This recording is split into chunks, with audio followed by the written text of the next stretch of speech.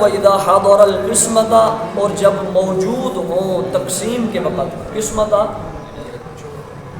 اذا حضر، اور جب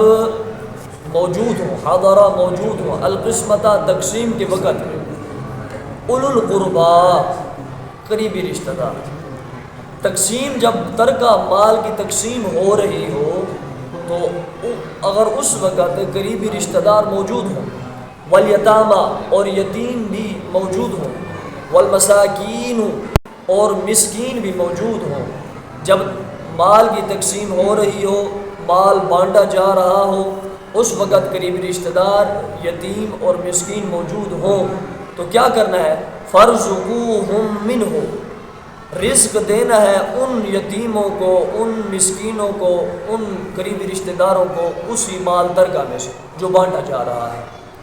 سمجھ آ گئی اس بات کی؟ ان کو بھی حصہ دینا ہے جو موجود ہو۔ جی وراثت تقسیم ہو رہی ہے نا، وراثت تقسیم ہوتے وقت اگر یتیم، مسکین اور قریبی رشتہ دار موجود ہے تو ان کو بھی حصہ دیا جاتا ہے۔ جی آج تو ویسے کوئی علیحدہ ہی چیپٹر ہو چکا ہے کہ لوگ وراثت کو ہی تقسیم نہیں کرتے، بیٹیوں کو ان کی شادی نہیں کرتے کہ کہیں ان کو زمین نہ دینی پڑ جائے، حالانکہ شادی کرو نہ کرو حصہ تو دینا پڑتا ہے، لیکن یہ سارا چیپٹر کوئی علیحدہ چل رہا ہے۔ تو رب فرما رہا ہے جب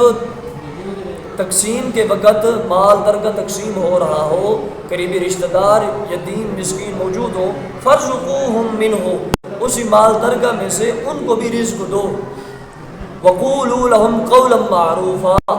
اور کہو تم ان کے لیے قولا معروفا، اچھی بات، ان کے ساتھ لہجہ بھی اچھا رکھو، بات بھی نرمی کے ساتھ کرو، قولا معروفا، اچھی اچھی بات کہو ان کو، یہ نہیں ان کو جھڑکو مت۔